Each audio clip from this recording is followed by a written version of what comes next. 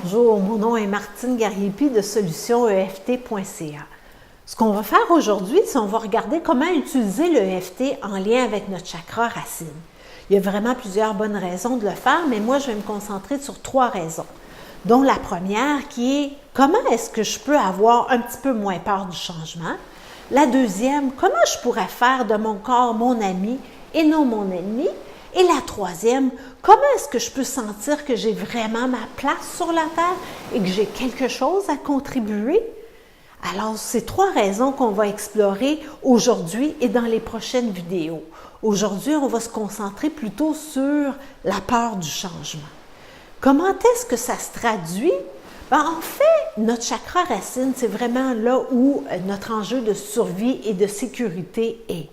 Et notre chakra racine est vraiment à l'affût du danger, surtout quand certains aspects de son chakra sont menacés, comme par exemple notre santé, notre sécurité financière, notre travail, notre lieu d'habitation. Est-ce que je dois changer d'habitation ou pas? Tout ça, ce sont des enjeux, des aspects de notre chakra racine et quand ils sont menacés, ça se peut que la peur embarque. Et là, quand la peur embarque, on peut avoir de l'hypervigilance parce que là, c'est comme si on voit des signaux de danger tout partout et qu'on est toujours en état d'alerte. Et aussi paradoxal que ça puisse paraître, ça nous empêche de relaxer. Parce que si on relaxe, c'est comme si on est moins à l'affût du danger. Et là, c'est comme si, oh mon Dieu, ma sécurité, ma survie est encore plus en danger parce que là, je ne suis pas toujours en train de vérifier s'il y a un danger qui rôde autour. Alors maintenant, on vient de comprendre qu'est-ce qui se passe avec la peur, qu'est-ce que ça déclenche comme hypervigilance. Mais là, on l'a compris avec notre tête. Mais dans le fond, la peur, elle habite tout notre corps au complet. Et c'est là que l'EFT peut nous aider à nous apaiser. Surtout quand, en fait, on est mal fait parce que notre survie, notre sécurité, on peut s'y rattacher un petit peu exagérément et embarquer dans la routine parce que c'est ça qu'on connaît. Alors, même si on vit une situation insatisfaisante, comme par exemple notre travail, on n'est vraiment plus bien, on sent plus qu'on contribue, ça nous tente vraiment pas d'aller travailler le matin, ça correspond plus du tout à qui on est devenu, mais on voit pas le jour où on va changer de travail parce que il y a une partie de nous qui croit pas qu'il y a autre chose pour nous, alors on se rattache à cette sécurité-là, même si c'est complètement insatisfaisant. Ça peut être aussi, on est dans une relation depuis des années, mais maintenant, ça ne correspond plus du tout à qui nous sommes et c'est plus satisfaisant du tout, mais on reste dans cette relation-là parce que on pense que si on abandonne cette relation-là, on va passer le reste de nos jours tout seul et on ne veut vraiment pas faire ça. Alors, on s'accroche à ce qu'on connaît. Comment est-ce qu'on pourrait utiliser l'EFT en lien avec ça?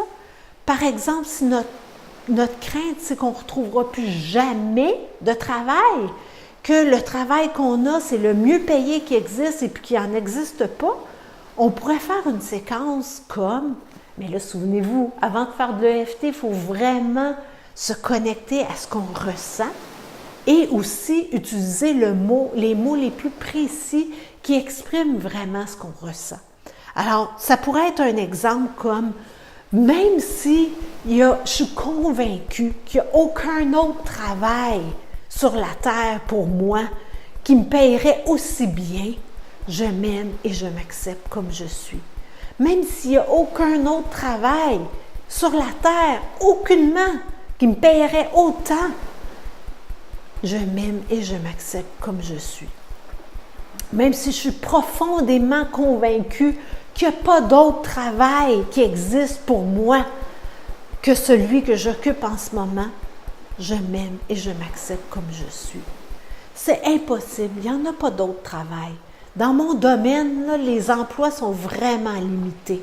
Je le sais, c'est absolument limité. Ça me sert à quoi de chercher un autre travail? Il n'y en a même pas. Juste d'y penser, c'est une perte de temps. Parce qu'il n'y en a pas. Et de toute façon, s'il y en avait, c'est certain qu'ils ne me paieraient pas autant que ce que je fais en ce moment. C'est absolument certain. Ça n'existe tout simplement pas un travail aussi bien payé dans mon domaine. C'est impossible. Mais dans le fond, je sais que c'est insatisfaisant. Juste de penser à aller travailler demain matin, ça me met vraiment tout à l'envers. J'ai vraiment pas envie d'aller travailler demain matin parce que c'est insatisfaisant comme travail. Vraiment, ça me tente pas. Mais je sais qu'il n'y a pas autre chose pour moi.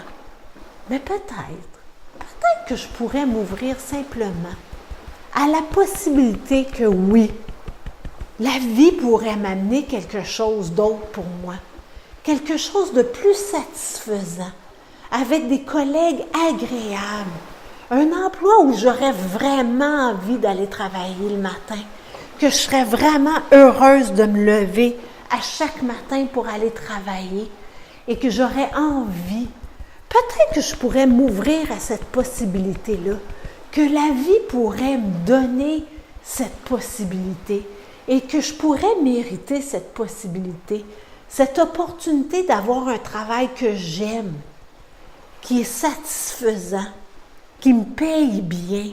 Peut-être que je pourrais m'ouvrir à ça, que la vie pourrait m'apporter ça.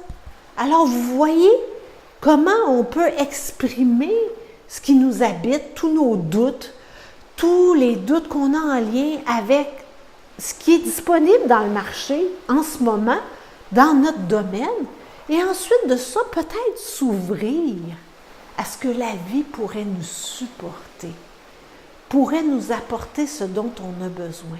Parce qu'un des enjeux du premier chakra, c'est vraiment de faire confiance.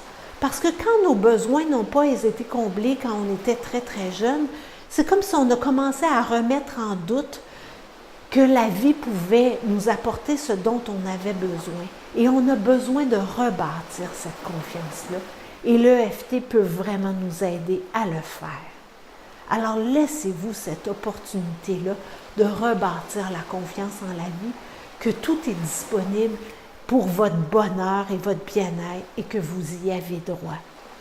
Alors, si cette vidéo vous a plu, je vous invite à vous abonner à mon infolettre pour ne pas manquer les autres vidéos sur solutioneft.ca ou encore à vous abonner sur ma chaîne YouTube, bien évidemment sur YouTube, comme le nom l'indique. Je vous remercie d'avoir pris le temps d'avoir écouté cette vidéo et je vous dis à la prochaine pour la vidéo sur comment faire de notre corps notre ami. À la prochaine!